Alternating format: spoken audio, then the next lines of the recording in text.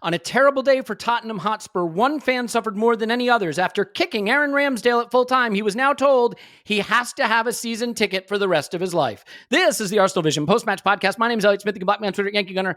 That's right. True punishment to fit the crime.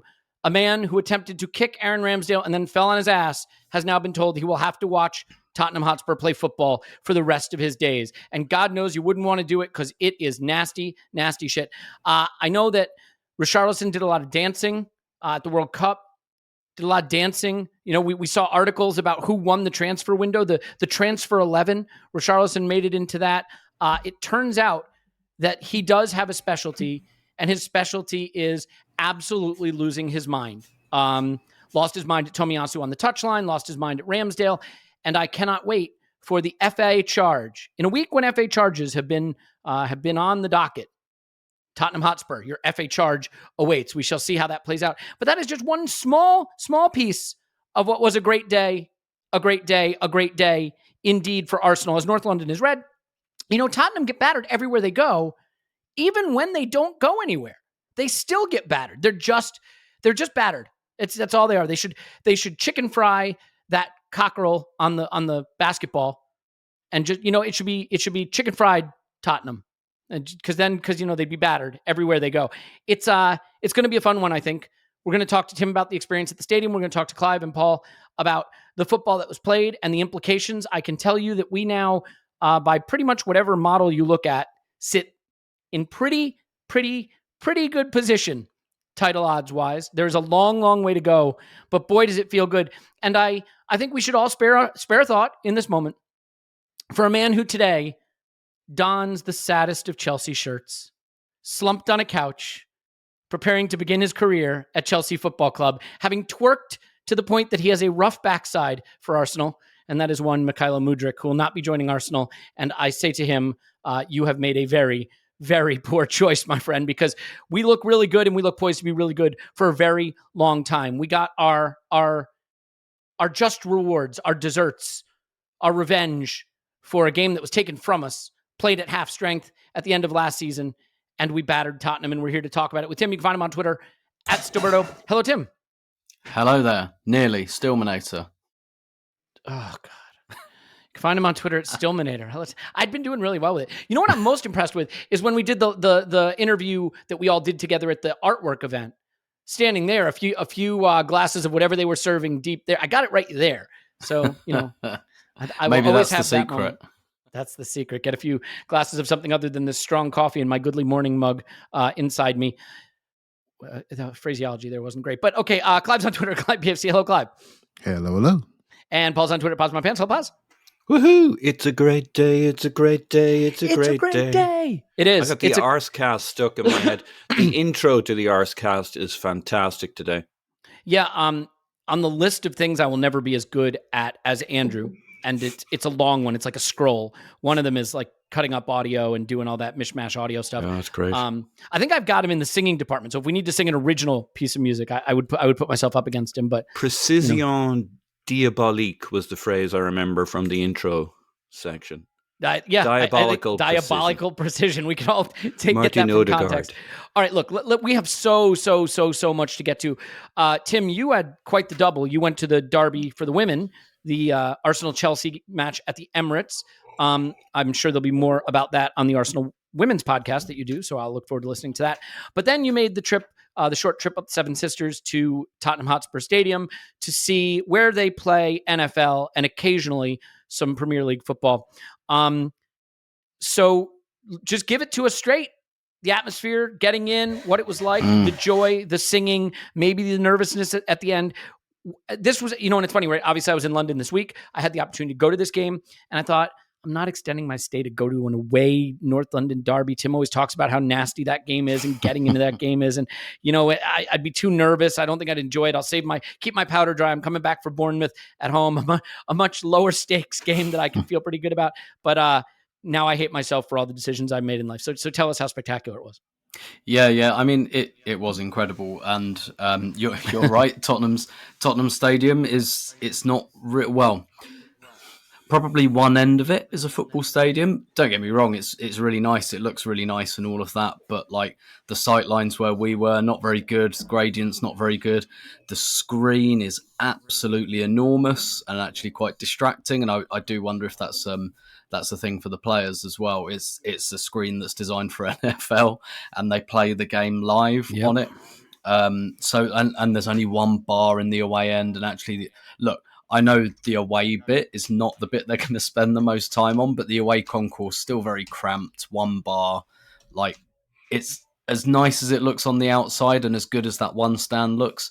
The rest of it has a very like multi-purpose entertainment arena feel to it.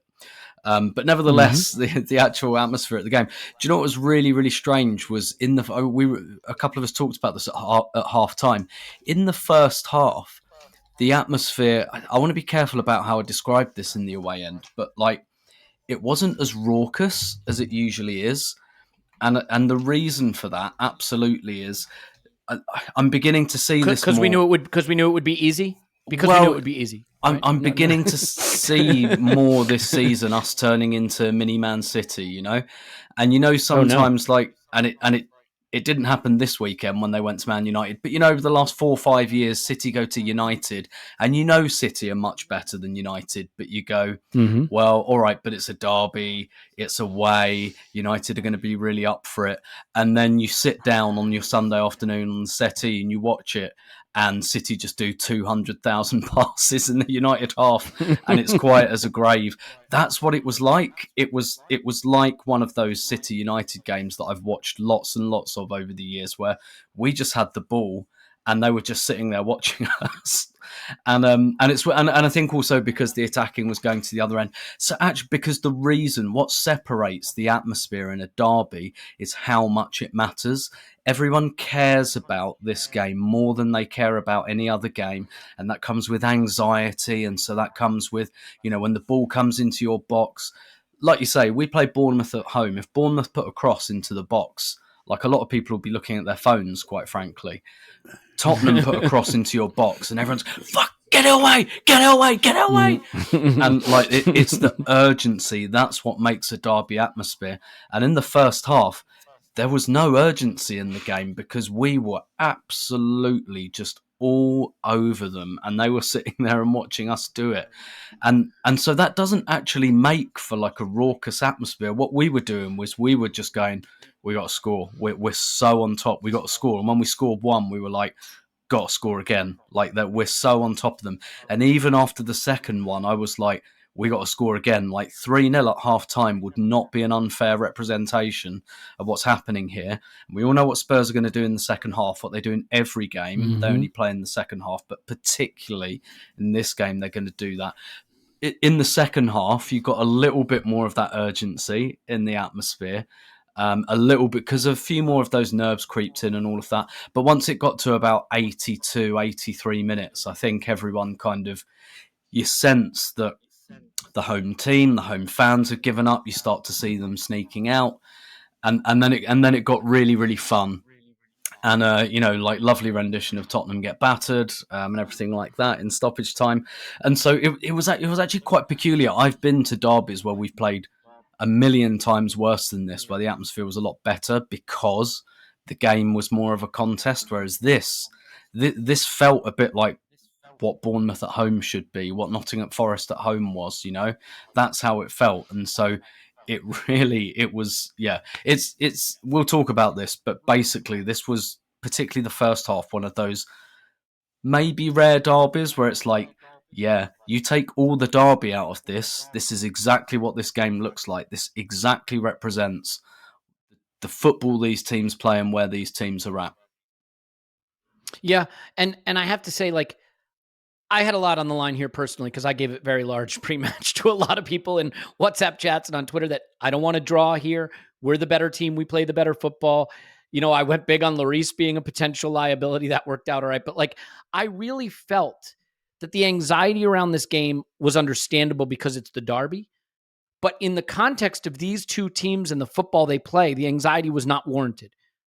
We played great against West Ham. We played great against Brighton. We played great against Newcastle out of the blocks. We blitzed those teams early. Newcastle, we didn't get the goal, and that was the difference, and their defense is pretty robust. And I don't want to act like Spurs didn't play their part in this game, and we'll come to that as we get to the little bits. I took notes in this game, and my opening note, I kind of set it up with like what my pre-match thoughts are. And I just said, Spurs have Kulusevski back. Rest of the team is shit. And like, it really, really is. And Sarr and Sessegnon and what's his name? The right back. I can't think of it. Doherty, whatever. Yeah. Hoiberg. Hoiberg. I mean, Eric Dyer. Oh my God, he's dreadful. Eric Dyer starts for Spurs in 2023. Like, how badly have they mismanaged their resources? Like, I don't want to turn this into the Tottenham podcast. They've got a generational pair of attackers, and actually a good three. Kulusevski is one of the few good signings they've made. They could have challenged. The last few years. Instead, they've stuck 8 very expensive slabs of meat behind them. And so now Eric Dyer is still starting games for Tottenham. They have wasted tons of money, and I'm very much enjoying watching them get their comeuppance for that. Yep, I think that's extremely well said. And Clive, right off the bat, you have to... Arsenal's... I think that one of our USPs right now is we get out of the blocks fast. We show our intent quickly, and we put teams on the back foot. And I think the deeper that front three of Spurs has to sink, the more trouble it's going to be. And we got them pushed back. We got them sinking deep. And they really, really looked like they couldn't match our intensity. They couldn't match the quickness. Just the way the ball was moving. And the player for me who set this whole game in motion was Alexander Zinchenko. I marvel at the performance that this man put on in the derby. Stepping between two players. He was right side of midfield. He was left half space in the attacking third. He was in the left back position. And I had concerns about his defending when we signed him, but he doesn't have to defend because he's so good at anticipating and cutting off the ball and keeping the ball. Whatever you think of Kieran Tierney, who's an excellent player, I don't know that anyone's transformed us, even Gabriel Jesus, as much as Zinchenko in terms of the way we can play. What did you think of the way we just moved the ball so slickly, so precisely, so quickly from the very start? And I'll give you what Mikel said. We came here to play in the same way we want to play. We have a lot of courage and determination with and without the ball. We showed a lot of quality. We showed the intensity requirement, and we were really, really at it in every single action. Yeah, so how I saw the game, right? So obviously for those who are watching Spurs a little bit, they don't start games very, very well. And I actually thought in this game, they tried to start well. They tried to have some territory. They tried to push us back. And then we got the ball. And when you get the ball and you move it around technically, you send a message by how you move it. And we did that for 2 or 3 minutes. And suddenly all the engagement went away. And we are finding the weak parts of their team. And what's so disappointing about them is they don't re-engage you. They just fall away into a shape very, very quickly. And the more territory they gave us, the more able we were able to move the ball as we see fit and really punish them on both sides. I know Saka was really, really good, but I felt we built up a lot on the left-hand side as well. And I felt an evenness about us. And I felt a lack of redundancy about us. Everybody was in play. Everybody was moving. Everybody was in play. Everybody was active and really at an 8 out of 10. And that was too many for Spurs. They needed all of their boys to play above themselves, and they weren't able to. And so what I really liked about this was I thought the front three were massively intense off the ball. I thought they really set the tone. Their work statistically on the ball may not look good, but off the ball, I thought they were the leaders. I thought they really set it. They really set the tone to me, and they unsettled the goalkeeper, unsettled their back line. And that allowed us to play the spaces which they gave us. And also they affected the exit pass, which means it dropped down to us, to our back line. We get it, we gain, off we go. Momentum, territory, control. But what I like within that, I thought there was a pace management to the game. I didn't see it as a massively intense half. I saw it as a game that we were intense when we needed to be, when we felt we had good possession. But when we need to slow down, we could slow down. And I felt the team quite smartly left some energy for the second half, which they knew was coming. I really felt that it wasn't all out. It wasn't that it was thought through, it was considered. And I love that pace management. But also it's so important that you execute when you have those moments. And we executed twice and it should have been 3. Tim's right. I was thinking 3. We need 3. We're not this lot alike. They get 1 goal at the right time and Sessegnon's shot could have gone in. And it's all on and you won't be able to hear yourself thinking that ground. That is just how it turns very, very, very quickly. So I wanted 3, but I was also conscious they were managing the game really, really well. And I think sometimes when you're playing football, how you carry yourself is very important. And if you look at a lot of our players now, their maturity and assurance in possession and just how they carry themselves in the duels is really instructive. If you want an example of a duel when somebody really wanted to show that I'm here now, was Eddie Nketiah tackle in the right-hand corner near Ben White. He smashes, I think it was Sessegnon, and he smashed him and said, yeah, you lot think I'm the weak point? You lot think I shouldn't be here? Well, I'm here and you're having this. And I loved that message he sent. And there was so many of those messages around the pitch. And this is the soft factor stuff which allow you to dominate teams. Elliot, that first half was as good as I've seen this season because of the environment we played in and where it was, what was at stake, pressure around it, what happened last year. That was as good as I've seen this season for me. Yeah, I mean, I think I'm just struck by what an amazing job Mikel Arteta has done because when I watch this half, the distances are immaculate. You know, the ball comes in to Partey and he's under pressure and he has the skill to wriggle out of pressure, but he also doesn't have to because 3 feet to his left is Zinchenko. 3 feet in front of him to his sort of in the right area is Odegaard. Right? He's got Ben White just to his right. He's got 2 ball-playing center backs behind him. He has all the options. No one's more than 3 yards apart. The ball makes its way to Zinchenko. He carries it forward 2 feet, and there's Xhaka to give it to him if he needs it, right? There's Martinelli making the overlapping or underlapping run to play it through, Eddie Nketiah dropping in, and everybody just rotates around, and the whole system just rocks from right to left, and there's such ease of movement. And actually, if I had to pick a difference first half to second half, I thought we were going first time in the first half and second half with the little bit of the nerves and knowing what we had that we wanted to hold on to.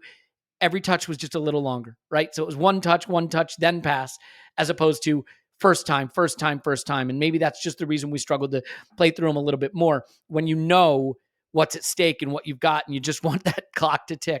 Paul, early on, a couple of moments, there's a big Eddie Nketiah chance early, and it comes from the press. And the thing we know is that back line and that goalkeeper are a liability. And I think a person who deserves a lot of credit, by the way, is Eddie Nketiah, whose pressing has gotten a lot better. But in this case, it's Martinelli. He closes down. And then Odegaard is right there snapping at heels. The ball is given away back to Martinelli, who comes up with a pretty clever over his head. Martinelli did a couple of interesting little party pieces in this game, but the one, if you haven't seen it, just go look up the video. There's a long switch of play to him on the left flank, and he controls it with his back? Like he's absolutely taking the piss at Spurs ground. He controls chests it with his it to the ground with his back. Yeah, he chests it down, but with his back. I mean, it's the most Brazilian thing he's done since he's been at Arsenal. Just bizarre and beautiful. But yeah, and then Eddie arrives at the perfect moment. I think Eddie's unlucky in this game. Look, I've always said it. Strikers who get shots off in the box are going to score. He had 5 shots from inside the penalty box for 1.2 expected goals in this game. It just didn't quite happen for him. And I know because he's under so much scrutiny, if we hadn't won, there'd be that, Eddie blew it for us because he had 2 monstrously good chances. But Lloris does well to smother. But that's the early chance. And I think it sort of set a tone. And after that, we really got on top of them. Yeah, the first half, we were basically battering them at will, which is how I like to batter people. They had 3 in the back line, but they ended up having 5 in their back line, and still Saka and Martinelli had space wide, and still Saka got to isolate Sessegnon on a regular basis. We kind of got them whichever way, Partey with the ball over the top to expose them so that Sessegnon got punished every time he pushed forward. I think Partey was a big piece of this with Zinchenko. But the two of them are so fluid. The two of them can spot the passes and, again, make those passes at will. Partey had a couple of dodgy moments, but when he didn't have a couple of dodgy moments, he was busy being sublime. Can I just say something about that just real quick? Because both Zinchenko and Partey had giveaways that could have cost us. Zinchenko had one right on the stroke of halftime that nearly led to the penalty that VAR overturned. They couldn't even get their jammy penalty. That's how much they suck. But the reason I bring it up is Partey and Zinchenko having that giveaways is a byproduct of their willingness to be vertical and progressive in their passing and try the hard passes. You get nowhere if all you do is play the safe pass. So I'm willing to make that trade-off. Anyway, go ahead. Yeah, and you got to show a little leg. You got to take a little risk. You're basically inviting the other team to play a little bit too. I mean, if all you do is have them sit back, not saying you make a mistake deliberately, like you like to be imperious and perfect, but one of the moments is Partey dallies on the ball and they press him quickly and he manages to get it off, I think, to White or Saliba, and they work it around that guy and down the pitch. Well, that's part of the I'm vulnerable, come for me. But it in one way or another worked for us that we took those risks. This was another game there was a sign put up in the dressing room. Many of us will have seen it at this point. It said identity. It looked like something from maybe not kindergarten, maybe a few years after that. But basically, Arteta has been at the artwork again, freshening up his routine in the pre-game talk, and printed up something. And it reminds me of it was the word identity, and it was made up of the players, cartoons of the players or photos of the players making up the letters IDENTITY. I don't need to tell all you guys how to spell identity, but there all the players were in the letters. And it's kind of naff, but naff, as we've learned, is good. It's simple. People know what you're talking about. The players are not looking for all these complicated instructions before the game starts. The instruction You're trying to tell me the players don't want a Twitter tactico coming in and giving them a 45 tweet thread read out before the game? No, that's what you pour into their muscle memory. Into their head, you give them one thought that not only they know, but they know everybody else is thinking too. Yeah. Give them 10 instructions. They don't know what the other bastards are thinking about, which 9 of the 10 they've forgotten. So give them one message, and that message is identity. When Eddie was asked on a podcast last year, out of the blue, they asked him, we hear a lot about Arteta's non-negotiables. What are his non-negotiables? And he was slightly thrown off that anybody would ask that question, because it just seemed to him obvious, but not to the rest of the world. He says, follow the rules and play with our identity on the pitch. 2 things.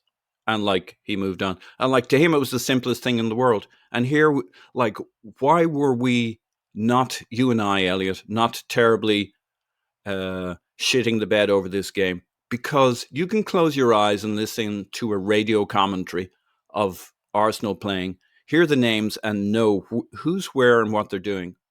We have an identity. You might hear it's not a good game for us and some things, we're not firing. But outside of that, if we're firing, where these guys are, what they're doing, how they're playing. They know, the opposition knows, still can't stop it because patterns. Zinchenko popping up left, then popping up right. The eye-catching thing is, oh, look, Zinchenko's over the right-hand side of the pitch because basically everybody else knows their spots. But he's kind of the freest of the free men. And I do enjoy it when he shows up on the right because he's there for devilment. I just love... I agree with your initial premise, Elliot, that you felt good about this game. We got the better football. The only thing that makes you nervous in a game like this is there's always a red card. There's always a penalty. They have those things called referees and VAR decisions and weird shit that goes on. Yeah. But if you can take all of that out and it's literally 2 teams playing football, we're not just a level of you're going to win the NLD. You have to be more than a level. We're 2-3 levels above these guys. Look, it's been since 2014, and we've had better teams than Spurs at other times since 2014, and we did not win at their ground. So you're right. It's more than just the quality, but I think every time there's been a test this season where someone said, this is where they come unstuck, this is where we're going to see the fragility, this is where we're going to, I mean, people were trying to latch onto a scoreless draw at home to Newcastle as the sign that we weren't going to do this. And it's just, at some point, you passed every test. The test was Chelsea away, or it was Liverpool, or it was Spurs at home, or, the only one, the United away, ironically, VAR has told us they screwed us in that game. They've literally told us we got that one wrong, the one call that cost us that one loss. Otherwise, we'd be invincible again. Anyway, Tim, I do want to get your thoughts, having maybe more of a bird's eye view on the Zinchenko thing, though, because this is really the crux of it for me. If you ask me, what is the single biggest difference in our game this season to last season right now, the way we're playing, it's what he's doing. Because yes, Jesus has been transformative, but he's not playing right now, and we still look like we've looked. I don't know that there's another player who can do quite what he's doing in terms of all the areas he can operate. And I said this on the instant reaction, but it's not just that he's a pass master. He will carry it beyond a defender if there isn't an obvious progressive pass. He provokes the other team to come out of their shape. And you have to do that to find openings. I'm just marveling at what he's doing. And because he doesn't make the last pass, I think these players sometimes fly under the radar, right? But you can't call him a left back. I don't know what you call this position, but he's playing it in a way that I think has allowed us to take the game to the level we're at right now. Yeah, I mean, it's very Cancelo at City, isn't it? Although in a slightly different way. I don't think Cancelo has as many touches and things like that. It's just he's not really a left back, and he's almost like a freelance footballer somehow. Just I will pop up where I'm needed, kind of thing, to always create that pass for someone else. And I was looking. I was writing an article about Gabriel last week, and I was just looking at the overall, just like glancing at. I was trying to find some stats for Gabriel, and I was looking, and like touches in the middle third. Like Zinchenko's way ahead of everyone in the Arsenal team. And obviously we all know what he's doing, right? But like that's still extraordinary that a left back is doing that. And it's just, I've used this phrase a couple of times this season, that there are some players that make the system, and then there are some players who are made by the system. And it's roughly half and half at Arsenal. I'd say there are probably 5 players where you go, they make this system work. And then there are probably like 5 players where you go, they're really good, solid players, but like the system maybe makes them look better, which sounds like a criticism, but I mean, it's not really. It's just like saying we've probably got like 5 elite players and 5 good players kind of thing. He's one of the players who makes the system. And like, I really liked what Paul kind of said on the instant reaction, because it's how I feel, like about how he's never seen a player who can kill you with a sideways pass before. And it is totally that phrase that Arteta used last season after the Watford game, where he talked about 200,000 passes in the opponent's half. I mean, about 195,000 of those are Zinchenko, basically. It's just really that kind of... It's almost like he teleports, because you don't really see him running or sprinting. It's very like Mork and Mindy somehow. He just appears out of thin air, and there he is to bump off. Well, it's funny. A pass. You can imagine, Tim. Ironically, I said something similar on the instant reaction, because when you're watching on TV, you can't see the whole pitch. So he literally appears in the camera shot, and you have no idea how he got there. Yeah. I mean, ostensibly, he's past his midfield partner, right? That's what happens. That's really the space he's in. But he pops up everywhere. He's always the spare man. That's effectively what he does. And in this game in particular, where Spurs not only played 2 midfielders, but their midfielders were Højbjerg and Sarr. I mean, come on. And he just always gives us an overload. That's what he is. He gives us the overload in whichever area we need the overload at any one time. And he just pops up where he's needed. Like I don't know, like you work for a company and you need a job doing and you get a contractor in. He's just like a constant contractor. And the other thing it's made me do is like, and I kind of don't like this, but like when I watch Tierney play there, like I'm being really harsh on Tierney now when I watch him. There were a couple of times against Oxford where he just walloped the ball out of play, and I was like, Yeah. No, that like you, I'm sorry, you can't do that anymore in this position because like you're competing with like one of the best passers in the league. So like you, at the very least, you've got to try and do, like you can't just run into the centre circle and smash the ball out of play. Like you can't, like you're not playing for Celtic anymore, and unfortunately, you're not playing for Arsenal 2019 or 2020 model anymore. Like this is upper level what Zinchenko's doing, and he's just it's quite simple to see, isn't it, really, when you think about it. Like we all saw improvements last season, we all liked what we were seeing, then Saliba, Zinchenko and Jesus came in and they've all just brought it up a level in their respective areas. And yeah, Zinchenko, I tweeted this last night, I can't believe we wanted Lisandro Martinez ahead of Zinchenko. Like that's how amazingly has that worked out. And he was constantly fraction of the price and better. Yeah, like particularly in the first half where he was playing like nominally near us in that corner. I have interrupted Tim and caused him to vanish. It was incredible, absolutely incredible. I wonder if that is he's brought us up internet issue that we will have to correct, but we'll see if Tim comes back in. Tim said if you ever interrupt him again, he's just going to unplug his internet cable and be done. He just stormed off set. Take his cable and go home. Well, look, there he goes. He gone.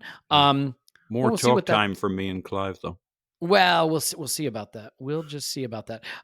Clive, well, let's move on from the Zinchenko part of the conversation for a second, and we'll see if Tim gets back in. But let's go through a couple of, and there he is. He is back in. So we'll see what this does. This should be good. So Tim, are you there? I am. Yeah. Sorry, my internet died for a second. I think we are. Yeah, we are aware of that. Do you want to finish your thought on Zinchenko? And because you were praising us getting him over Lisandro Martinez, I interrupted you by saying, and he was a fraction of the price, and then you vanished. So we assumed that you took the interruption personally. And no, literally just one more point, which was that he was playing kind of in our corner in the first half, and the amount of times he was geeing the fans up and stuff like that, and just how quickly he seems to have taken to the club. He doesn't seem to have taken this as a step down, which he could have easily. He could have easily said, well, I was at the team that was winning the league every year. Instead, his attitude seems to be, I still want to play for the team that wins the league every year, which has just been exceptional. He's brought the attitude up as well, I think. Yeah, I think that's well said. And I wanted to make sure we focused on him a little bit because I think in a game where Saka created a goal and Odegaard scored and Partey was running the show in the midfield and Ramsdale had saves that we're going to be talking about, it's easy to look past the guy who enables everything. But I don't think we should be looking past him because put this in your mind. Try to picture that game plan and that performance with Tierney instead of Zinchenko. And again, that's not a knock on Tierney. It just changes everything you can do. So I think you have to praise it. Clive, let's go through a couple of the critical moments from this game. And one of them is obviously the opening goal. Partey has his fingerprints all over both goals. He floats it over the top to Saka in this case. Saka comes in and he fires what I think is intended to be a cross, but it hilariously slaps Lloris like in the hands and face and goes in. It just feels like lately the first and most critical action of every game, the player that's getting us off on the right foot is Saka. He takes so much responsibility, and he's still the player for me that I want the ball at his feet. When it's at his feet, I feel safe, I feel confident, I feel like something good is going to happen. He's taken immense responsibility here, and while I realize he's gotten a little luck, he almost feels like a second captain in addition to Odegaard in the way he takes responsibility to get us off on the right foot in games and set us off on our way. Yeah, I know that when you do this, you sometimes want to point out individuals, but I can't help but look at this from a unit Collective perspective, from a team. I can't help but do it, and I think it's really important. You use the word enablers there. I think there are a number of enablers on the pitch, right? So, for example, Ben White enables Zinchenko to play where he plays. The fact he's multi-purpose, could be a centre-back, could be a centre-back in a three, be a right-back. There's many different things that allows that rock around. Xhaka's positioning is enabled by the work rate of Zinchenko behind him, Partey behind him, and the work rate at the front three. And Partey gets the room because the front three are pinning 5 people back, and then they're worried about them, so they don't want to leave their posts. That means we have more people in midfield because they're doing the work of 5 men basically, and these things all enable, the executioners, and Odegaard and Saka are the executioners, right? They're the killers. Martinelli's not doing that quite at the moment, but he's very close to breaking out to do that. And they're the killers, so they have to be enabled to execute. And Saka's always the one, isn't he, that steps forward first for me. And it's quite interesting listening to. I did a lot of Spurs content in the lead up and the since. There's some great channels, guys. Some great channels. Really it's a good nice day for it. really, no, genuinely nice football people, just like us. They're football fans, just like us, and they're hurting, right? But sometimes you learn about your own team through other people's eyes, and they were petrified of Saka, petrified of him. They changed their team to manage him. Perisic had been playing; they couldn't pick him. Now we don't notice that, right? He's one of their best players. They couldn't pick him because they couldn't trust him. So rather than play Davis, they played Sessegnon. He got roasted. He was scared. He tried. He's a good player. He tried, but he was out of his depth, and it's just our poise and our ability on the ball that just really impacted them. And I know what you're doing, Elliot, but I just can't help but look at this whole unit. And it was the unit. You're right. You're 100% right. It was the unit that made them step back. Everybody. There were 2 players coming into the game I was worried about, in Saliba and Ramsdale, but then they were top as well. And again, I can't help but be honest about how I felt pre-game. I wasn't as confident pre-game, and then I just heard a Gary Neville interview, and he said he'd been around the ground talking to Spurs fans, and they were extremely worried, right? And so yeah, we have our own worries, right? Because we're surrounded by non-Arsenal people, and we don't want to fall fat on our faces. But they were extremely worried, and I got notes today telling me that even at 2-0, people were ready to walk. They're ready to walk out because they knew what was coming. And so maybe we're overly nervous. Maybe we are learning to appreciate the quality at the moment. There are some risks there that we are carrying with the present squad. Hopefully we deal with it. If we deal with those risks, we've got a real chance, mate. A real chance. Yeah, and I think, honestly, we probably should have had a third, and had we had a third, then I think it goes to 4, 5, 6. But something about it just being 2 at halftime, I think we played just a little more conservatively second half. I think Spurs had their tails up just a little bit to try to get back into it, because that's what they do. Let's face it, our lack of a player to bring in off the bench to go push for that third goal, fourth goal. I mean, I don't want to bring us down on a day after we've just won the Derby away, so I don't want to focus on it. That's a conversation maybe for Thursday's pod. And by the way, we will be rewatching this. Clive and I are going to rewatch this later today, and we'll have the rewatch out tomorrow. So if you want to rewatch that first half with us, we'd love to have you. But I think, Paul, I think we had just enough today, right? And well, not today, but yesterday. I think we will eventually need more as this season goes, and Mikel's been clear he wants it to be more, and whatever your take on whether we shouldn't or shouldn't have done Mudryk, there'll be the need for more. But for right now, this tiny, tiny group we have is getting it done. And I think Clive's right to call it a collective. He's right. In terms of conversation, I find it easy to point to specific performances, but it is it is really a collective. The second goal, again, talking about the collective, Saliba, who I think was back to near his best, which was really important for us and great to see, because that's going to carry beyond this game. Saliba heads down, but not just down or out. He heads to Partey. Partey has 3 Spurs players around him. He pirouettes and pokes it out to Saka so that can set us on our way. Saka slides a perfect ball across to Odegaard, who fires it in the back of the net. It's a similar type of goal to what we saw Partey score in the home derby, right? And by the way, I would pay a lot of money for that Partey volley to have hit the back of the net, because that might have ripped through the net, through the back of the ground, and gone all the way back to the Emirates. And what a statement that would have been. But this is a thing that we seem to do. When we get the chance to counter, we break out, we get it out to Saka, or we get it out to White on the flank, and there's that sort of supporting run right there in the half space. that, you slide that square ball through and there's a shot on from the top of the box. And we do that quite a lot. Odegaard scores. He had actually taken a similar shot earlier that was well saved by Lloris. Do you think that goal sort of sums up the quality of the performances from Saliba to Partey to Saka to Odegaard to really be the one that I think made the result assured at that point? Yeah, it does. These guys, like, there are phases in all of these games now where the ball just keeps coming back to us. We press them in their third, we get the ball back, we go again. And this was one of those periods in the game where, like, Lloris has done a long clearance because we're pressing everybody in the middle third to the halfway line, and he's like, I got nobody to pass to, so he does an old-fashioned lump it down the pitch. And our two centre-backs, like, while we're talking about the team and the units and the integration of it, like, one of the reasons I wasn't afraid of the North London derby is our two centre-backs and White, that three at the back, the pressure that builds. Like, one of our comparisons, thoughts, concerns is that our rivals in this are Man City in going for the title, and they got so many brilliant players, but I don't really understand their back line.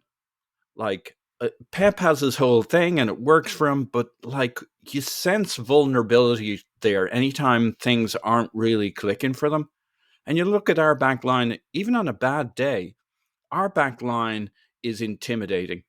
Saliba and Gabriel Magalhaes and White is formidable. And if there's any issue with that, you bring on Tomiyasu in one of the positions. I mean, you can have a back four of basically guys who can play centre-back and who can attack and who can kill you by spinning and dribbling upfield. Saliba, White, Tomiyasu.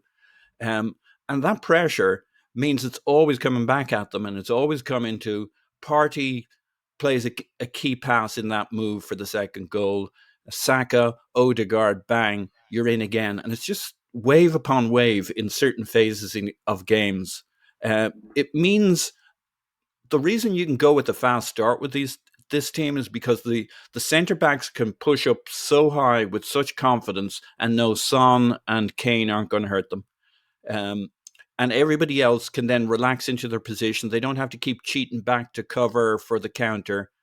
It is the three kind of layers of this team: the defense, the midfield that'll kill you, the attack that'll take you apart.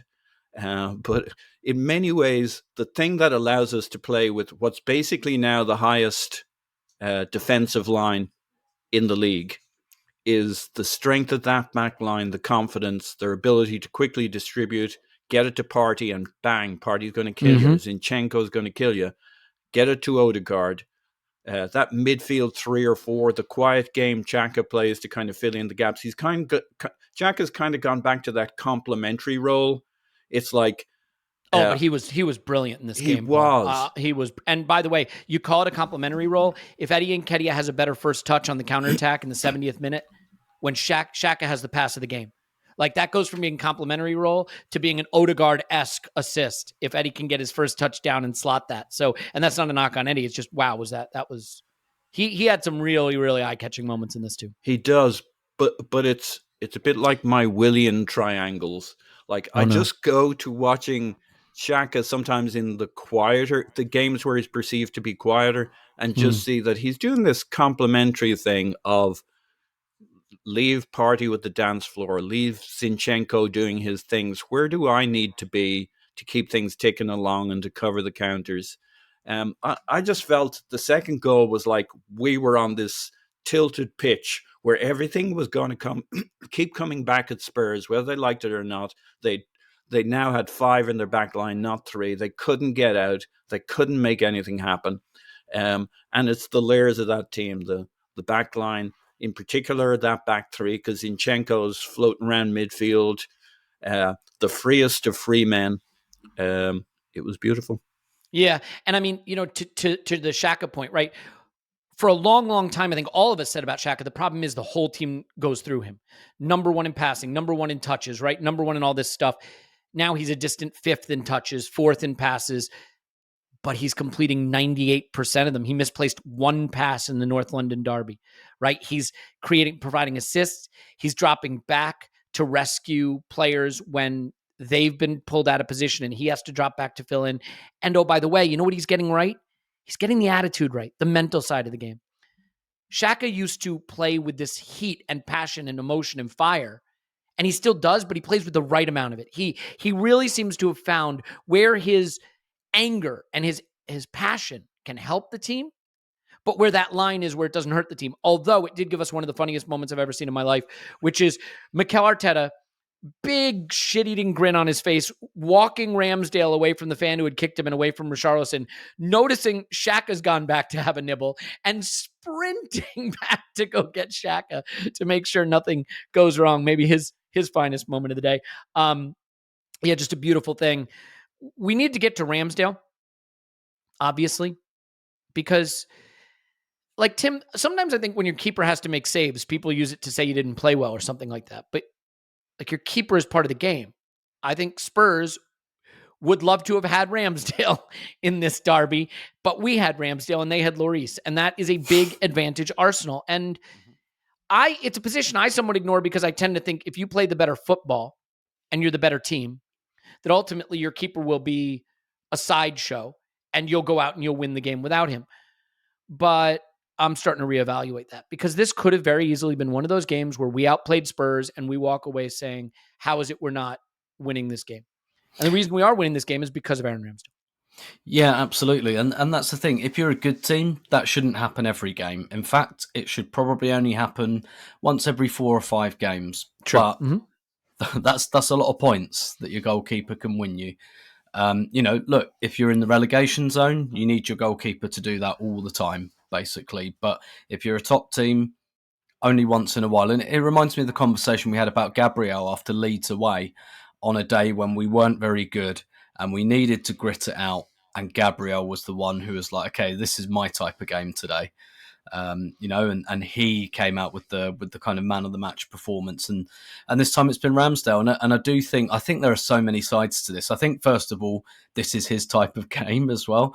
He's spoken about how he feeds off the energy of the crowd, and he's spoken about how he likes engaging with the crowd because that's a motivator for him to keep a clean sheet and to.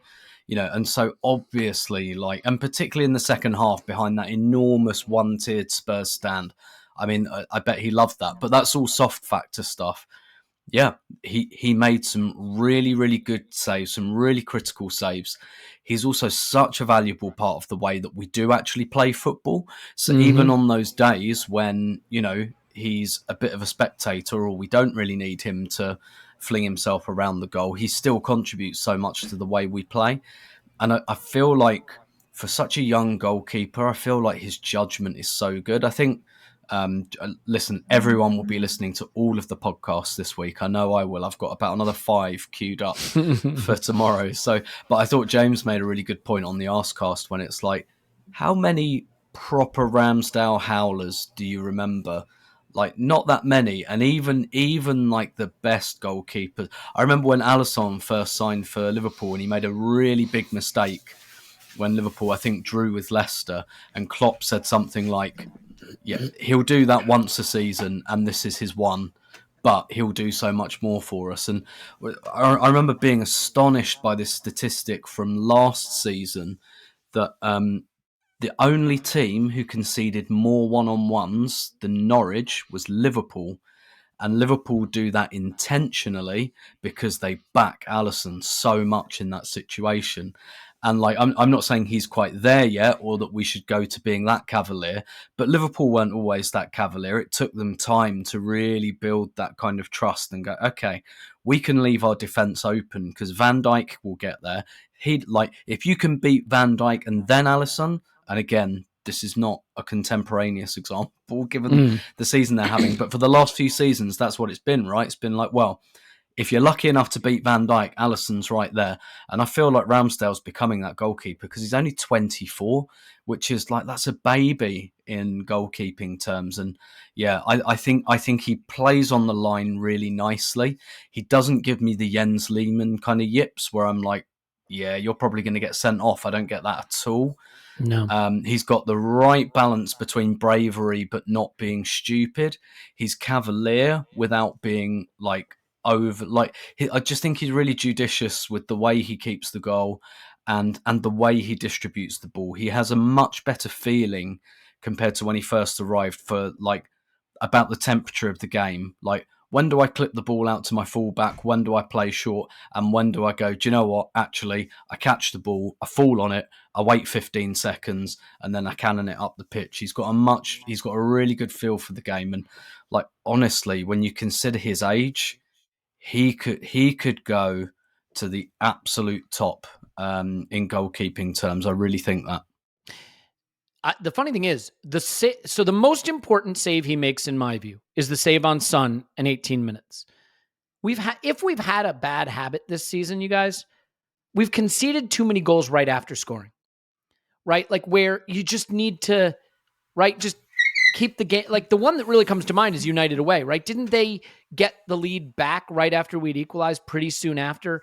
And I feel like if we had just held that game for a bit, that our football would have taken over again and we could have won it, but we conceded quickly. We did a little of that against Brighton away. Obviously, it didn't punish us. Look, we've lost once. So this is not a big problem we're having. I don't think that's really a this year issue. I think that's a carryover from last year. Maybe it's a bit of a carryover. The United one is the one that stands out for me. Because we have the record for most number of goals in the first 30 minutes and least conceded in the first 30 minutes. And those two things don't go together. Yeah, you know where it goes together? Early in the season. Maybe I'm going back a little too, but if you remember early in the season, we had some bad teams beat and we let them back in games after scoring a goal and having a quick concession. I mean, look, this also may be more feeling than data. I get it. But my point was that Son chance comes very shortly after we've taken the lead and you really want to consolidate. And I think it might have been offside, but I'm not sure. And I think those are hard ones for keepers to stay latched onto. Clive shaking his head, it's not offside. I hadn't seen a review of it, a replay to let me know, so it's not offside. But I do think he makes the later run, right? Someone's offside, and he runs onto it. Point is, Kulusevski's offside. He steps over it, and then he pops it right to left. Good save. And to be fair, we don't know what's offside because all you have to do is look at the Manchester derby and like the worst not active offside call in the history of football. And Manchester, I guess, must be good again because the refs have decided to give them every call this season. So we're back to that, but that's another story. But that save's super important. The save, though, that I think is his best save of the game, and it's not getting as much publicity as the Sessegnon save. Yeah, that's a worldie kick save. It's stunning because it's a reflex kick save, and it's not close to his body. So, like, if I put my legs at that angle, my groin would be laying on the Spurs pitch, just like out of my body, ripped out, falling on the ground, not available for use ever again. So, like the leg out is great. That's just good technique. He doesn't know where the ball's going when he decides to stick his leg out. But the flick at the last moment to catch the ball, that's worldly reactions. Yeah. I mean, so. And it's all part of it, right? You have to have your keeper make the key saves so that your good football that deserves to win can win, because we know that Spurs, look, the irony is, you know who City's bogey team has been the last few seasons? Spurs. Look at the XG of the game Spurs have won against City. It's like 3.1 to 0.1, and Spurs have won. Why? Because they have good forwards who can score. That Kane header is a really good header. Ramsdale gets to it. That Son movement and shot, good. He gets to it. Sessegnon, good. That's it. That kills off the game. I want to talk a little bit more about the second half, about the gap, the distance between us and Spurs, where we're going, what we need to do in terms of strengthening the squad. I want to talk about the Tierney sub, which is, I think, a really interesting use of that player and one that might become important throughout the rest of the season. But look, we're getting close to a critical moment. It's a moment that we need to be thinking about, and we can't just focus on the derby. We have to focus on this moment as well. And that's Valentine's Day and how your privates are going to look for the big moment.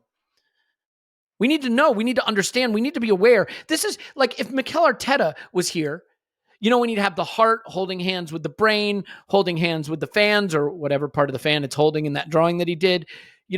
This is, you got to bring it all together. You got to bring the romance, you got to bring the thoughtfulness, and you got to bring the smooth privates. That's the trio. We're not going to draw a picture of that, though, but you get the idea.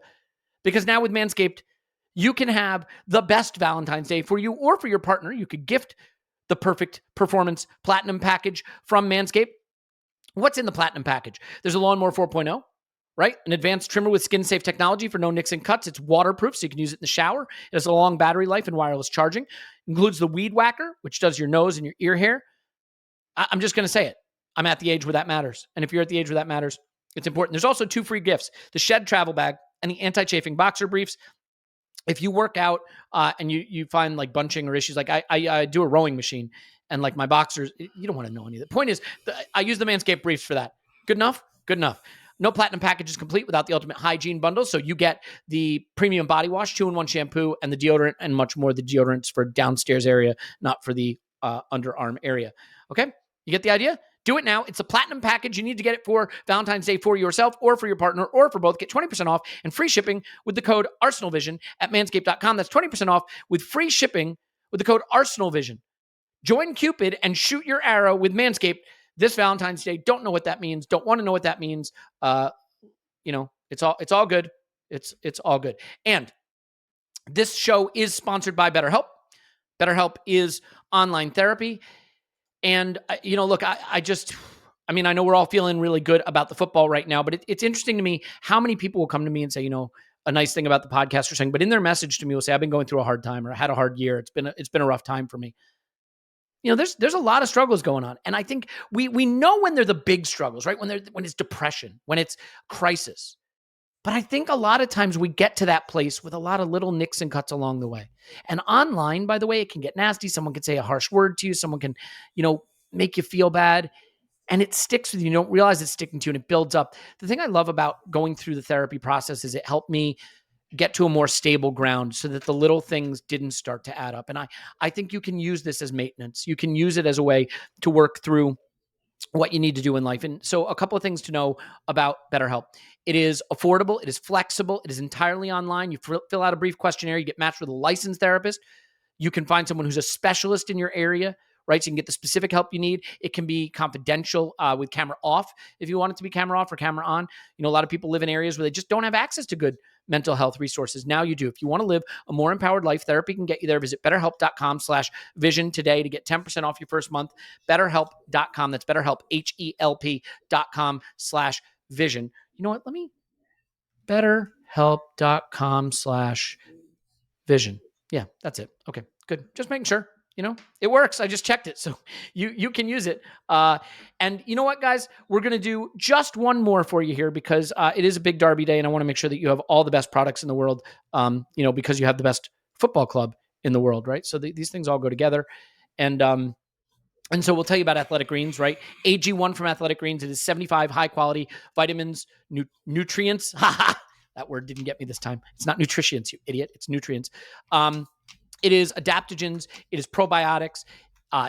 Whatever lifestyle you have, right? So if you're vegan, dairy-free, paleo, sugar-free, whatever it is, you're going to be good with it. Put a scoop in water every day. You drink water, you take it down. It's going to make you feel great. It's for energy. It's for vitality. It's for gut health. That's one of the reasons I went for it. Recovery and aging, all the things basically. I had a shelf of gummies. I'm sure these gummies weren't doing much for me anyway. Not very good for you. You can get rid of the gummies. You can take something that's less than the price of a fancy cup of coffee a day. Get everything you need all in one place. It's food derived, right? Whole food derived. So really something that your body can process. And if you do it now, you're going to get a free comprehensive solution from your supplement routine. Athletic Greens is giving you a free 1-year supply of vitamin D and 5 free travel packs with your first purchase. Go to athleticgreens.com/vision. That's athleticgreens.com/vision. Check it out. Clive, is that enough of that? Indeed. Nailed it. Okay, Clive, second half, I don't want to call it nervy because I don't think it ever got nervy, but I'm curious how you look at that second half in terms of the way we manage it. Spurs, they're going to do this. They're going to come out and really try to take the game to you a little more in the second half. And the only thing, if I had a nitpick, is that I didn't feel we had quite what we needed to really punish them more in the second half. And I think as we go this season, we know that, we're playing with an incredible team, an incredible squad, but we need a little more. Maybe we weren't close enough to Smith Rowe's full fitness to get him on a little earlier because I thought Eddie was starting to fade. I thought Martinelli was starting to fade. I loved the Tierney sub. I love that role for him. We saw immediately how good his pressing is. I think he recovered the ball in a press like almost right after he stepped onto the pitch. We know he can do the overlaps. We know he can push people back. Do you think that's going to have to become a part, a string to our bow now in terms of how we manage the balance of games? How do you think about the way we managed the second half and the latter stages of this game to keep it safe? Yeah, I thought Arteta maximised his resources. So he's looking at his team and thinking, how can I get the best out of this group? And I can repurpose Tierney, who started career, as most left backs do, as a left winger, and so it's not a problem for him.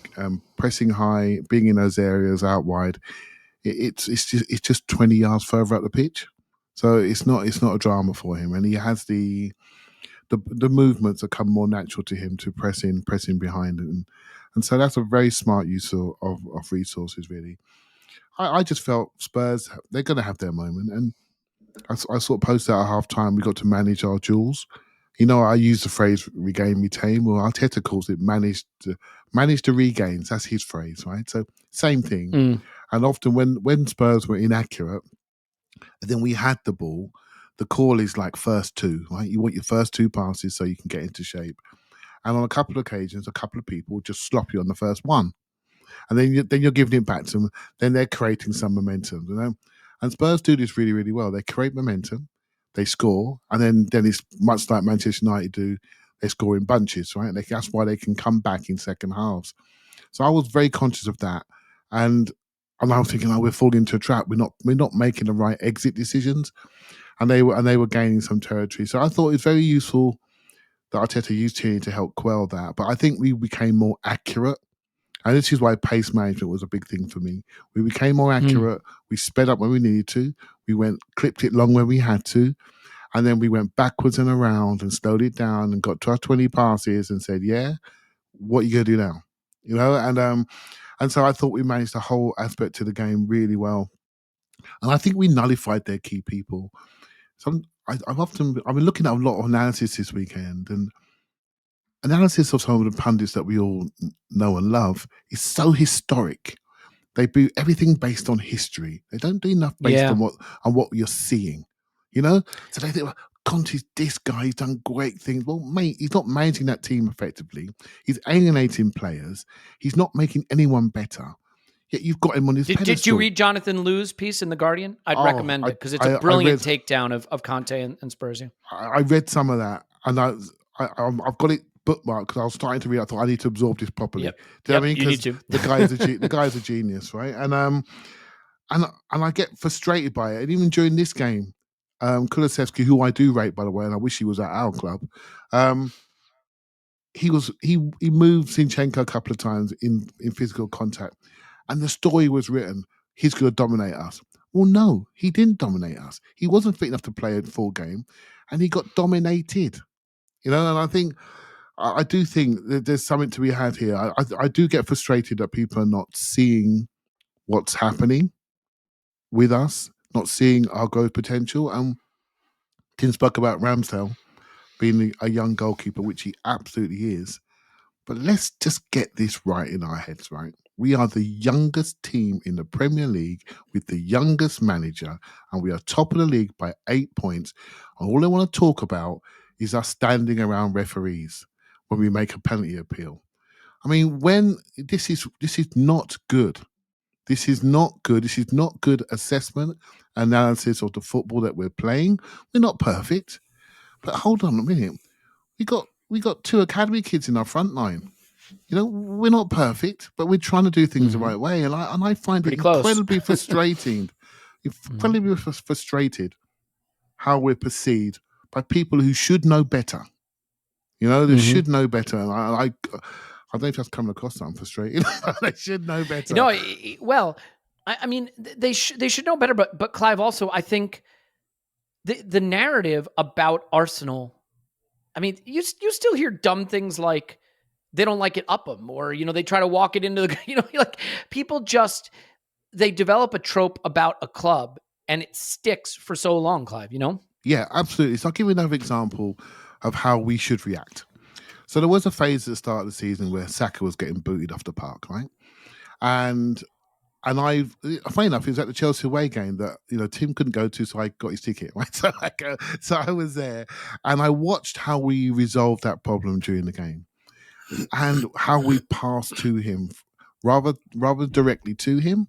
We passed 3 yards inside, and he ran onto it, and I thought this is a smart way to take away the collisions. And I've watched it since, and that this is what we're doing, and it is very prevalent in this game. So rather than bleat to the press and say we need protection, you know what? We just solve it by our football. Has anyone spotted that in the general analysis world of the pundits, etc.? No. Has anyone spotted that we've barely had a red card this season? No. They're just not seeing what's happening, and I get frustrated by it. I get frustrated by the fact that these young players, the young players in this group, are doing what they're doing. And I don't know if you guys would listen to Ian Wright's Wright's House podcast. He did a wonderful section on how the press treated Emma Raducanu.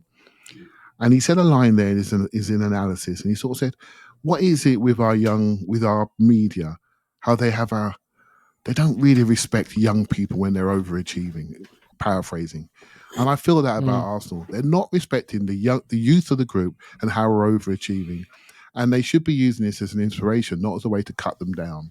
And I find it very frustrating. So I'm a bit frustrated at the moment. So if it comes across, it took you off piece. But I think it's probably a reason why podcasts like ours that are sensible about the football most of the time, sensible about the football, do quite well, because people are sick and tired of that lazy, poor, historical analysis. It doesn't allow for evolution and progression and development, and I don't notice it quickly enough, in my opinion. Well, they're going to be forced to notice it now because we are absolutely going to go on and win this title. Paul, what do you got to add to that? Yeah, I see what Clive's talking about. I thought Arteta did a masterful job in the press conference yesterday. He was asked about the incident with Ramsdale twice. What did he see the Ramsdale thing? How did it impact Ramsdale? How did it impact the kind of the afters of the game? And like, Arteta didn't miss a beat. He said he saw a beautiful performance from Ramsdale. He said he saw beautiful football. They brought it up again later on. He says, I don't want to spend 1 second taking away from the performance and the game today. That's how there are certain things under our control. The British media is certainly not one of them. Clive's absolutely right. There's going to be a lot of that. What heartens me is how many of the, if you like, the thought leaders, your Jonathan Lewis, those kinds of the people who should be listened and who will be listened to by those who are open to hearing it, they all get it. They've had it. They've got it for some time. I mean, Jesus, even Jamie Redknapp, waxing lyrical, pundit after pundit. Anybody, I'm not saying Jamie Redknapp's worth listening to, but on the other hand, any pundit worth listening to, any pundit whose analysis you should be listening to, gets that there's something going on here. And, that's the other side of it. The people who are not for moving are not for moving, fuck them. Anybody willing to look, think, see that something's going on. How many different versions have we heard of other supporters, other pundits looking at teams saying, they really ought to consider doing an Arsenal, as if it was that easy. Just get a young manager and a bunch of young players. What could possibly go wrong? But we always knew we were going to hear this once it started clicking. Why don't we just go and do an Arsenal? It ain't that easy, folks. No, it absolutely isn't. And a couple bits and pieces, by the way, I think we should mention that the players who were at risk of being suspended for the United game did not pick up a yellow. So not only did we go win the derby away, we managed to keep those yellow cards away. Gabriel picked up a dumb yellow, but he's fine. Because was it for dissent? I want to say, or time wasting. Time wasting, I think. Time wasting. Yeah. You could have done without that. Let's talk about a few of the funnier things, Tim, real quick. Richarlison comes on, I believe, around 71 minutes. Yeah, for Doherty, and he did proceeds. Yeah, exactly. I was gonna say proceeds to have one of the funniest cameos. I mean, he's on the touchline warming up. I don't know if you've seen the video. He's trying to like interfere with one of our throw-ins, and Tomiyasu just sticks an arm out to be like, no, we're about to throw the ball, and he like smacks it away. And then he's spiky all over the pitch. He plays like crap. He tries to start a fight with Ramsdale. Then after the match, he's like, I was just really upset with Martinelli and Gabriel, and I told them because they don't play. They weren't playing. They were just trying to stop the game. Like, that's rich. I mean, Tim, you are our resident Brazil expert. In maybe 3 minutes or less, what the hell is wrong with Richarlison? Something. Is it just that he's stuck at Spurs and he's miserable? It could well be. It could well be. He's gone from Everton to Spurs, so some unhappy clubs. I found this really useful because I've always, before he went to Spurs, really warmed to Richarlison. He does a lot of good stuff for social causes in Brazil and things like that. And but yeah, on the pitch, he's a bit of a dick. But he was really wound up for this game, and I don't know if it's he had like it's because for Brazil at the moment, like he's having a really good time. He's on a scoring streak. He's their number 9, albeit the coach has left now, so things might get rearranged a little bit. But then he's gone to Tottenham and he's very much playing second fiddle to Son and Kane. He hasn't scored a Premier League goal yet. He had quite a good World Cup, but he was kind of injured before it. He went to it a bit injured, exacerbated the injury, so he hasn't been able to come back and like immediately get any of that momentum. So I don't know if he's got some of that going on. I imagine being an attacker in this Antonio Conte team is quite frustrating anyway, quite a frustrating experience. Son isn't doing it at the moment either. So I don't know. I think there was a lot of that going around, and yeah, he was just a dick, and that's kind of like I don't mind him like not taking Martinelli. Like Martinelli knew, he was being a bit cheeky there as well because he knows that Richarlison can't shake his hand in front of like all the Spurs players, and Martinelli was doing it to get a rise, and he got one, and all good. And yeah, like I'm sure there's a great picture of Ramsdale just about to kick the ball out, like kind of laughing at Richarlison. All this stuff on the pitch, all fine. Even like slapping Tomiyasu's. I mean, it was like bit OTT, but all fine. But then for him to like cry about Ramsdale kissing the badge in front of the Spurs fans, like, come on, mate. Like, you got an FA charge last season for lobbing like pyro. Like there was pyro on the pitch and he lobbed it back into the crowd. It's like you literally got an FA charge for lobbing pyro at your own supporters. So like you really can't protect. Basically what happened was they got humiliated and he didn't like it, and he was just having a bit of a cry. That's what it. Yeah. That's all it was. And you know what it reminded me of a little bit. Remember, I think when Chelsea humiliated Spurs a few years back, late in the game, and Spurs just lost their rag and started getting red cards and getting guys sent off, like because they couldn't hang with them. And like, I just don't know what it is about Spurs, but when they can't play the football to match, they try to match it with just losing their shit, just shit housing and fighting and complaining and crying. And like, there are so many funny little moments in this one. I mean, first of all, just Conte looking miserable. Any image of Conte you can find, the guy looks like, I'm a celebrity, get me out of here. Like that's literally what's going on there. And Jonathan Liu, I think deals with that brilliantly in his Guardian article. My favorite Jonathan Liu line in that piece, unless I'm mixing pieces, but I don't think I am. He says something like, maybe this will get Daniel Levy over hiring managers who are convinced that they're too big for the club. They're too big for the club. And like, there's something there. I know Yeah. it was all the announcing we're a bigger club now, but Mourinho thought he was better than Spurs. Conte absolutely walks around like he's better than Spurs, makes it clear in every comment he makes. To think I was so concerned that Conte would actually finally win them a trophy, not a good one, because that was never going to be happening. But, something sad, a Carabao Cup or something like that. Of course, he's not very good at cup competitions, but like to think that I thought he could get Conte to Carabao Cup winning level. Jesus. Just to heap some dirt on them, by the way, like you look at where they're at now, Son is done. Like Son is done. That's over. He has, my famed age cliff has come for Son. Kane will get there soon. I don't know that he'll be staying this summer, but that's almost done. I don't know that they'll get Kulusevski full time. I don't know if you're Kulusevski if you sign with them. I think that's still a loan right now.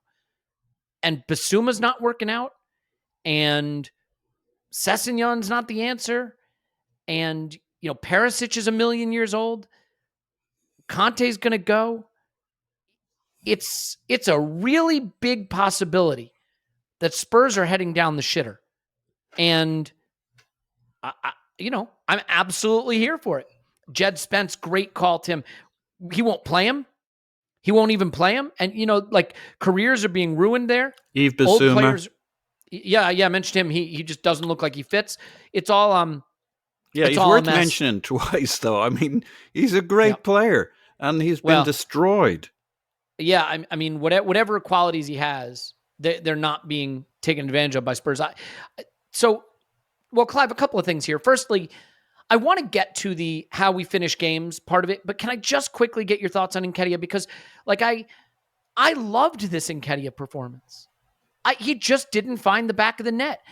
There are two skills, and you know how after the game, Twitter starts to find little moments and put the videos up, and they're usually things you maybe didn't notice. There's one he does by the touchline, the right touchline, where he absolutely kills a couple of guys with a rainbow flick. And then for that, there's a shot he drives straight at Lloris. It's a bit tame, but to create the shot, I think Martinelli slides the ball to him, and he kind of clips it over the defender, and he's in. And it's just a beautiful piece of skill. He had 5 shots inside the box, as I mentioned. They're a little too at the keeper in this case. But Clive, I think Eddie is growing into this role, and he deserves huge credit, because the best thing you can say is we don't look a hell of a lot different. We kind of still look the same. He's getting the shots. The goals had been coming. They didn't come in this game, but that's okay. It can save him up for United. I think he deserves credit, because there's a lot of people, myself included, who felt that the delta in quality between Jesus and Eddie might make it difficult for us to keep playing the football we want to play, and I was dead wrong about it. And he deserves a moment to be praised for that. Yeah, I thought his influence and impact on their back line was huge. I thought he pinned them really well. I thought he worked very, very hard. I thought he did well in the air. And hey, look, we can all sit here and criticise the missed chances. I'm not going to bother, because football and missed chances shock. We're going to be here forever if we're going to do that. And Jesus does it. You took the words out of my mouth, and I've been consistent about this. Jesus' impact and influence to us is massive. Okay, his ball carrying is super elite, right? So we haven't quite got that, but we've got a lot of the other stuff, a lot of the hard work, a lot of the pressing, a lot of the availability. That's very important. He's available in different ways, and I do like it sometimes when he just goes long. I really like that. It's a different thing. Jesus doesn't really go long off first phase. He tends to want to post up a little bit more. Obviously, once he gets it, turns around. He's a different animal, right? But Eddie every now and again will just go, I'm going long. And then he gets it, and that stretches the pitch out, which I really, really like. It's a good release valve for us. I thought he really impacted their backline. I thought he looked confident. He didn't look like a day tripper. He looked like, I'm here now, and that's a big thing. I'm here, and I'm the Arsenal number 9, and I'm going to do everything I can. And I'm going to now slot and rotate. If I lose the ball, I'm going to rotate into wide areas because someone's got to cover me. Do you know what I mean? And so he's now looking like a movable part within the system. And so, yeah, I thought he had a very good game. I thought he's got increasingly better every single game, right? So every game, it's just gone up a little half percentile. It's just gone up. And again, I thought it was his best game. Biggest game, biggest environment, away from home. It's just really getting better. Right, and so the only thing which is obvious to all our front three is they just ran out of energy on 75. But what do? 4-4-2 block. We stand still and watch them play around us. And so we're managing our energy on the pitch. Now, me as a fan sitting at home on the settee, I would love us to change 3-4s that are equally as quick, equally as energetic, just run through that lot and stick 5 in the back of their net. That's what I want. Yeah. So that's the next piece. But that's the next piece, because I don't want them to break down with a fatigue injury, right? So Smith Rowe's on his way back, not there yet. What are we going to do? What are we going to do to allow these guys to rotate when the congestion comes? But yeah, I think Eddie's influence into us has improved, literally game by game. 6 months from now, though, think about a game like this where you're 2-0 up and it's 70th minute and the front line's fading, and it's Nketiah for Jesus, and it's Smith Rowe for Martinelli, and that looks pretty good. I'm I'm surprised Smith Rowe didn't come on earlier in this game, Clive. I guess the manager must feel he's not match fit yet. Fine, totally fair. Yeah. But I loved the Tierney sub. I really liked using him in that way. And I'm sure Kieran Tierney, his own pride maybe dinged a little bit at the thought of his role now being, left winger sub to support Zinchenko a bit. But it works. His pressing is good. He can run hard, up the wing and push players back. Like I like the way we finished it. So your thoughts on, because to me, the front three looked shattered on about 70, 75 minutes. And that's the third game in a row I felt that. We don't have a way to change it right now. But I thought the Tierney sub was given the score, was a good way to try to approach it. But you can clearly see that we need more there. Yeah, I think Yeah, we do. Oh, sorry, was that me? Sorry, Clive for a second. Then Tim. Oh, sorry, I wasn't Clive? sure actually. Sorry, Tim. Yeah, it's obvious, Elliot. It's obvious to you and all the listeners. We need to add some energy there. I do agree with him not pushing Smith Rowe out. He's had his first game since September, wherever it was, and then when you come back in that first game, no matter how hard you train, you do things to your body that you don't normally do, and then. So the next thing you do, you take them down, you taper them down a bit, and then he can be a bit more of an effective sub versus Manchester United with more training in the bank this week. We're all waiting for him, aren't we? We're all waiting to see that ball hit the back of net from one of his boots because we know that's a player added to the squad that we've just lost, and we just need. For me, we need one more. But I'm going to say something to you guys now. Some of the chat Arteta's talking about Jesus is worrying me a little bit. When the initial Brazilian assessment came back as a 3-month injury, that should have Jesus back by the end of Feb, I think, approximately. Someone will tell me if I'm wrong. There was a date thrown out there that I read online, so I absolutely believe it because it's on Twitter. It's February 25th. He'll be back.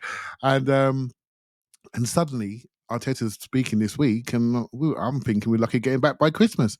So I wonder what the true timeline is for that injury.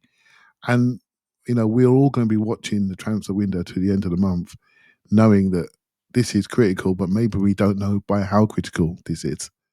And that's just what I'm wondering about at the moment. As we sit here recording, I'm wondering what we're going to do and what's the real damage to Jesus.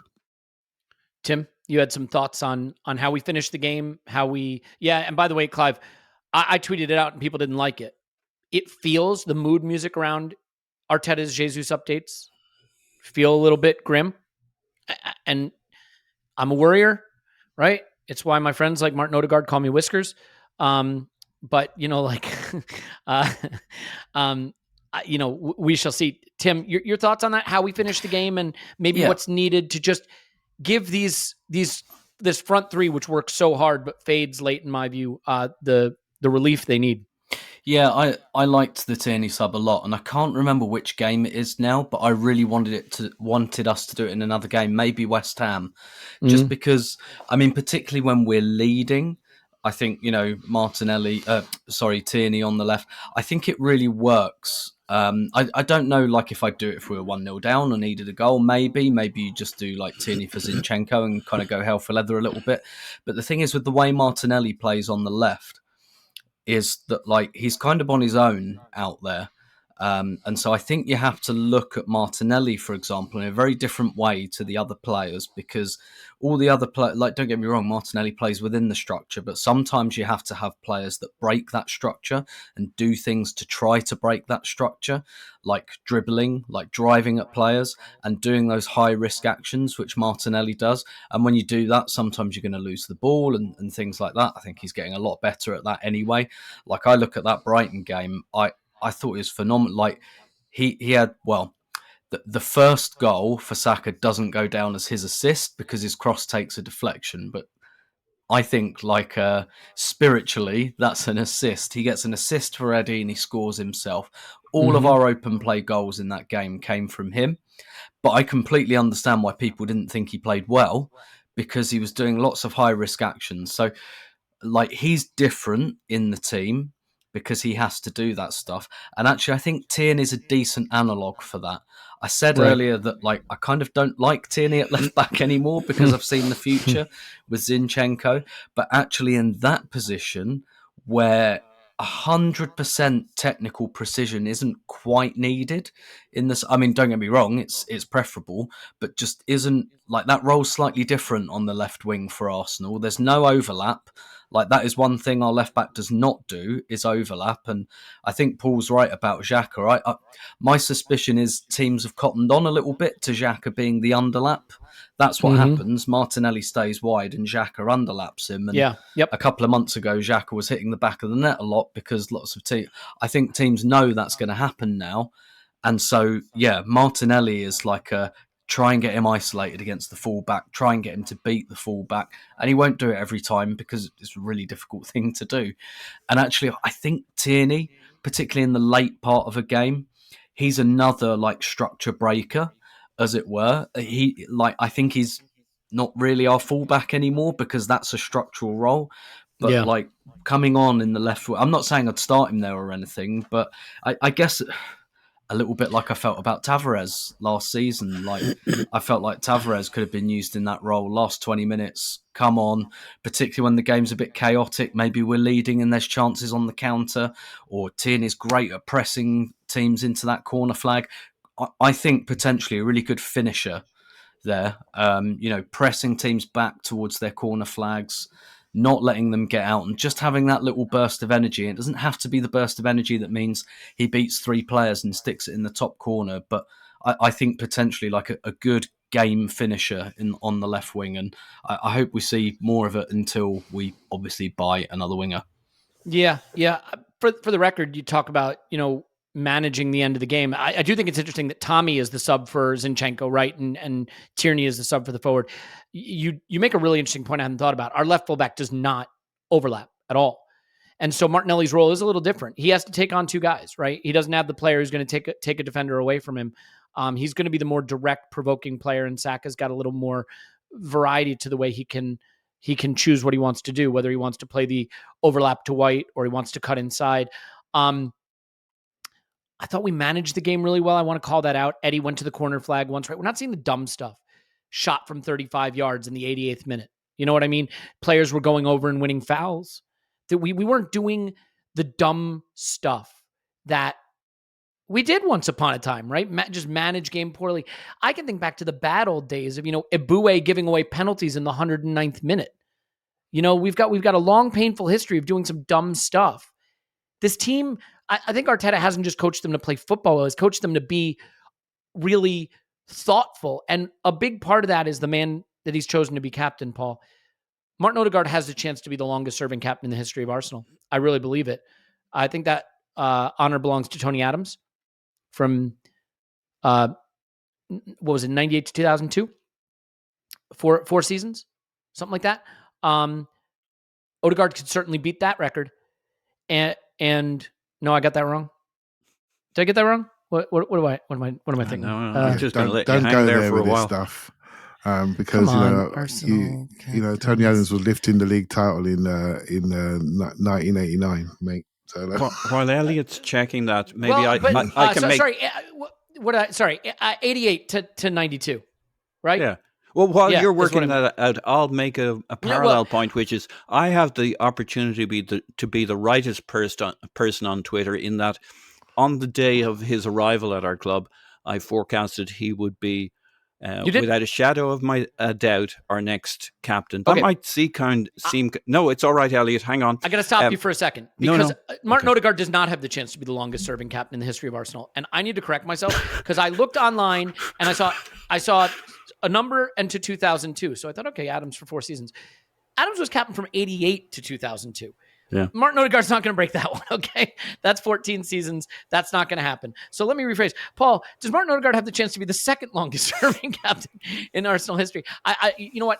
Here's the deal. Next time I want to do a history thing, I'm just going to let Tim do it. I'm not going to do it. I'm not going to embarrass myself. I would let Tim do it. I mean, he has literally written the book. I mean, I don't know. I'll just defer to him. But to be fair, I'm not going to edit this out because I'm comfortable in my humiliation, as I have shown for years and years and years. Paul, my more important point is whatever he is as a footballer, and he may be the best player in the league right now, he is a tremendous leader of men. For the record, the only current player to show up at the art event the other night was Martin Odegaard. That's not a knock on any of the other players. he gets what it means. He gets it. He gets what it means to show up, to be there. And when I was interviewing, what did he say? I appreciate the opportunity to be here tonight. There's a humility and even if you're like, well, that's false humility, he gets it. He gets that he's a part of something that extends beyond just going in and scoring goals. I think the fact of the matter is he represents the club with that kind of class and dignity that you want. He clearly is beloved by his players. He has that ice cold composure in his veins. And oh, by the way, some players crumble when you put that captain armband around them because it's too much for them to handle. His game has gone up a level with the responsibility. I'm massively impressed by the level that he has added. I thought he could be good. I don't think I knew he could be this good both as a leader and as a player. Yeah, you see, part of the reason he was the right man is think of who Arteta was when he was our captain. He presented himself professionally, immaculately. Mm-hmm. He wasn't like, there are many kinds of captains. In many ways, Martin Odegaard is the closest thing we have to how Mikel Arteta sees the captaincy. He has a Xhaka for the heart. He has the Gabriel Jesus for the guts, but he has Martin Odegaard for the clarity, the professionalism, the way of presenting the club to the outside world. His interview afterwards was totally on message, totally not something mundane, wrote off a script. He was able to say where we're at, that things are good, that we need to stay focused, we need to stay humble. He means it. He's clear, he's crystal. On the pitch, he's the guy who totally keys when we press, how we press. When he goes, everybody goes with him. It's not going to be a wasted press. Everybody knows that they can push up. The centre-backs know that they can push up high up the pitch because when we go, we go. He's intelligent. He's so switched on. We lose the ball. Like, you see it with so many players, and I never really understand it. We lose the ball, their heads drop for a second or half a second. Odegaard's never takes his eye off the play, and losing the ball is just the next step to getting the ball back in a better position. He never blinks. He's always scanning, always looking. The other thing I notice about him is he doesn't scan when he thinks he's going to get the ball. He scans when the next guy is going to get the ball from the first guy. He's always looking for who's where and what comes next. He's probably quite close to that Norwegian chess prodigy, because he plays football like a chess match. He never drops his concentration, never stops thinking about the next move, and he keys the press, which is so integral to us keeping control in these games. And his work rate, talking about guys who get a little tired after 60, 65, 70, you don't look at him and think, oh, he's going to be this physical colossus. But what a fucking engine. Yeah. And that's physical and mental. He's on it all the time. There's Jan Agefjord. Sorry, Elliot, if I can interrupt you while I'm talking. Jan Agefjord talked about the history lesson of Martin Odegaard, and he talked about how when Pep was at Bayern, he tried to get Odegaard to come from Real Madrid. Rather than go to Real Madrid to come to Bayern, he said he wanted to make him the best player in the world. Well, imagine how many conversations Arteta and Pep will have had about Martin Odegaard along the way. He knew what he was buying beyond the loan period. He knew the quality of the guy and why he wanted him in his club. Yeah. It's interesting, right? Because I think we were burned a little by Mesut Ozil. And so I think there were some people who just naturally made the lazy comparison between Ozil and Odegaard, right? Like a creative player that plays between the lines. And is he going to fancy it on the tough days? But they're not analogous. There's a steel to Odegaard's game and Odegaard's approach that I don't think was always in Mesut Ozil's game, at least not for us. But my point is, now we're at a point, I can't envision a scenario where the club and the fans aren't unified in their support of Martin Odegaard. It's been a long time since we had a captain like that. You know, it's been a very, very long time since we had a captain that just sort of united everybody in feeling it was the right choice of the person to represent us. Let's wrap up with just this a little bit, Clive, the joy of it, right? Like, here's the problem. Because we're in a title hunt now, because we really are title favorites probably, you don't get to stop and enjoy this.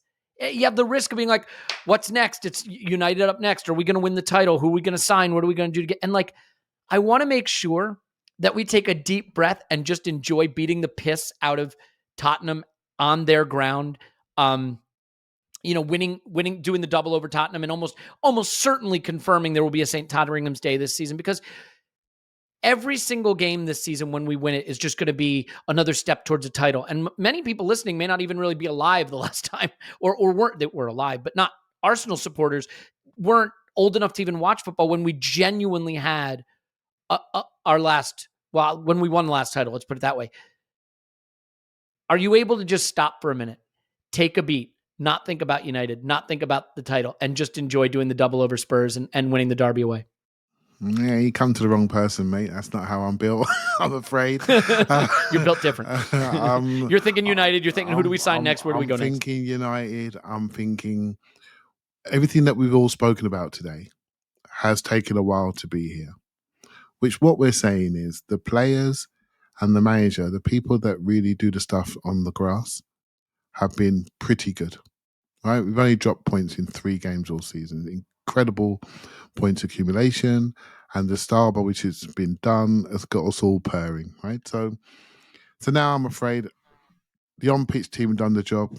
Now the off-pitch team have got to do their job. The off-pitch team have got to support this squad, and they really do, because well said. That's the only thing left. And if they do that with the right movements, with the right signings, or Mikel can squeeze something else out of this group, and Kieran Tierney is an example of that. Can squeeze something that we can't see and maybe didn't see beforehand, but I can't see many more of those, and so we need to do a little bit. And if we do, and I will say, can you imagine all the young players watching that game yesterday? Which club in England do you want to come and play for? What we tend to forget is that probably the club is inundated with player options today, with agents calling them in. It's just like they're probably swamped because they know this. Players smell it. Zinchenko said last year, I could smell something was at Arsenal last season. Players smell it. They want to be where the going is good. And so that's the thing that's in my mind right now. What are we going to do next? What type of person is going to be? We all saw the unity on the pitch after the game. Who's going to add to this group and continue what we're all feeling? And that's where my head is, mate. And plus, I'm looking forward to Sunday because I'll be there and I can't wait. Yeah, fair enough. Here's what I will say. We're going to do a rewatch. So if you want to join us on Patreon, you can rewatch it and re-celebrate it again. I hope we will all read every article, listen to every podcast, watch every video, watch every Spurs video. Just soak it up. Winning the derby away, doing the double over Spurs.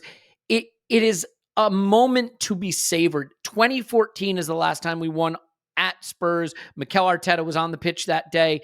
Mikel Arteta managing us now to being title favorites. And yes, you have to look forward. If you're Mikel Arteta, you can't let the players soak it up. You've got to be looking forward. You got to be looking forward to United. But we as supporters we got to balance it. We got to look forward to what's ahead, hope for the title, but somehow make sure you make fun of a Spurs fan this week. Make sure you take the piss out of a Spurs supporter. Make sure you give it large on social media.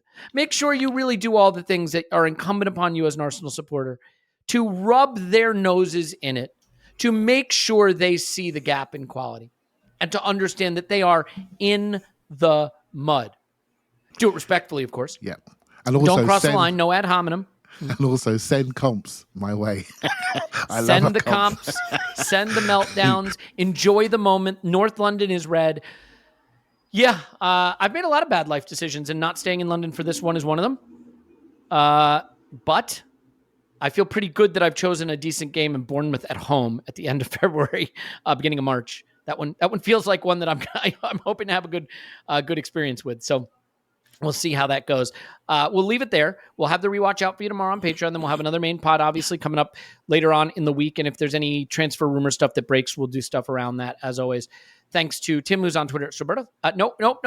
Stillmanator. Thank you, Tim. Yep. Yeah. My pleasure, as always. Paul's on Twitter. Pause my pants. Thanks, Pause. Woohoo! Clive's on Twitter. Clive BFC. Thanks, Clive. Thank you very much. By the way, if you want more of these just sort of drunken, joyous reaction, we do have the instant reaction over on Patreon as well. So you got a lot of different ways to consume this historic moment. It is a historic moment. I think in in Scott's latest model, we're up to 57% for the title. It's getting pretty serious. Beat United at home next weekend, and Gary Neville's going to have to shut the hell up, that's for sure. All right, everybody, enjoy it. We love you, and we will talk to you after Arsenal 10, United no.